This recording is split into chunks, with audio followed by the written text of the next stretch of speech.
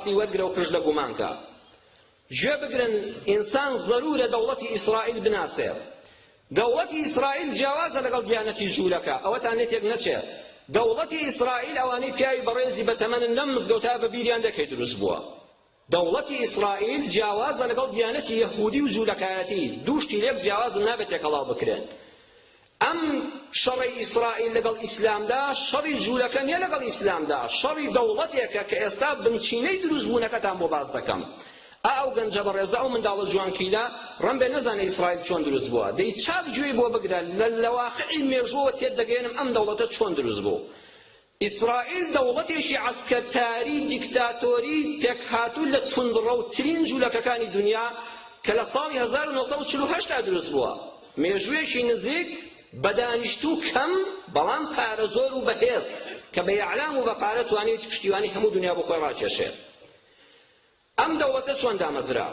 ساڵی 1897 سەد ساڵێک لەمەو پێش، 110 ساڵێک لەمەو پێش لە شاری بازڵی سویسرا هەرچی حاخام و گەورە زانایانی جوولەکە بوون بە سەرکردایەتی پیاوێک کە ناوی تیۆردۆ هرتزل بوو کە بە باوکی جوولەکەی سەردەم ناو دەبرێ، کۆبوونەوەیەکی گەورەیان کرد لە ناو خۆیاندا.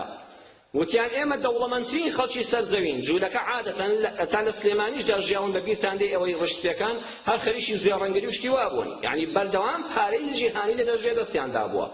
ئێمە ئەو هەموو پارەیەمان لە ژێر دەستایە حەقوایە داهاتووی ئەو جیهانە هەمووی بۆ خۆمان بێ، پارەی دنیا هەموو بۆ خۆمان بێ و دنیا هەمووی بێتەوە ژێر دەسەڵاتی جوولەکە و بۆ خۆمان بێ. وتیان چی بکەین؟ وتیان نەخشەیەک دەبێ دانین، پیلانێک دانین.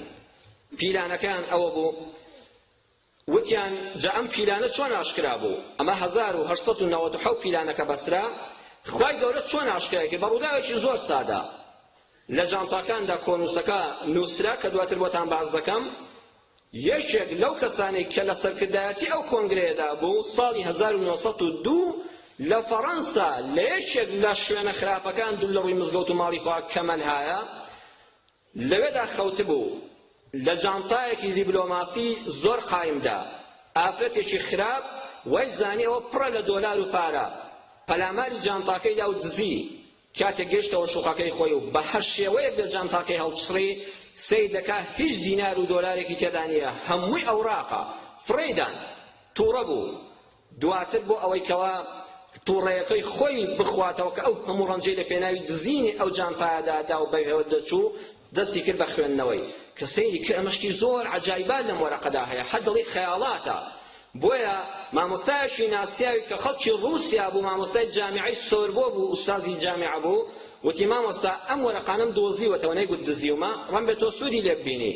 کاتێ وەرەقەکانی خوێندەوە مامۆستای زانکۆیە سەری سوورما، ئەمە چ پیلانێکی گڵاو بۆ تێکدانی هەموو دنیا. بۆیە ئەم وەرەقانەیدا بە قەیسەری رووسیا لێیان تووڕە بوو لە جوولەکەکانی وڵاتە، قەسابخانەیەکی لێدانان بە هەزارانی لێ ئیعدام کردن و سەربڕین.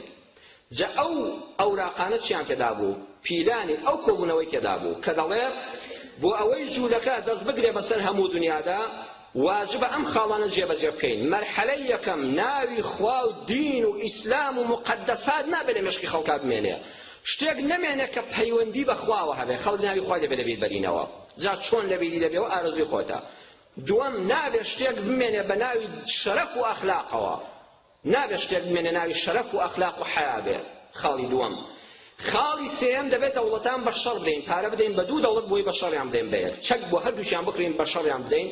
دوای ئەوە شەڕە بچووکەکان بکەین بە شەڕی گەورە، ئەبێ سێ جەنگی جیهانی گەورە ساز بکەین کە هەموو دنیا بە شەڕ بڵێن و جوولەکە سێیان کە.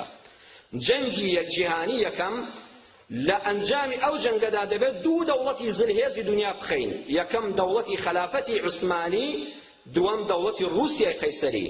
لە شوێنیاندا دوو دەوڵەت دانین کە بە هەموو شێوەیەک دژاتی ئیسلام و دینی محەممەد بکە. لە دوای جەنگی جیهانی دووەمیشەوە کە نیوەی دنیامان بە کوژدا وڵات هەمووی وێران بوو، پرسەتێکی زێڕینە هەرچی جوولەکەی دنیایە کە توندڕەوە و ڕازیە بە ئێمە لە فەڵەستیندا کۆی بکەینەوە دەوڵەتی ئیسرائیل پێک بێنین. ئەم نەخشەیە، ئەم پیلانە ژەهراویە بۆ جێبەجێکردنی ئەم کارن گڵاوەش چیمان پێویستە؟ وتیان دووشت. یەکەم هەرچی پارەی بانقەکانی دنیا بە ڕیبابی خێنە ژێر دەستی خۆمانەوە، هەموو دەوڵەتان پارە لە ئێمە وەرگرن. دووەم هەرچی ئیعلام و رادیۆ و تەلەڤیزۆن و گۆڤار و ڕۆژنامەی لە ژێر دەستی ئێمەدا بێ. ئایا جێبەجێیان کرد؟ فعلا جێبەجێیان کرد. ساڵی 1914 چەنگی جیهانی یەکەم هەڵگیرسا، ساڵی 1970 کۆتایی پێهات 25 ملیۆن خەڵکی تێدا کوژرا. فعلا جەنگەکان هەڵگیرساند و ڕێک چۆنیان دانابوو کە جەنگ کۆتایی پێهات خلافەتی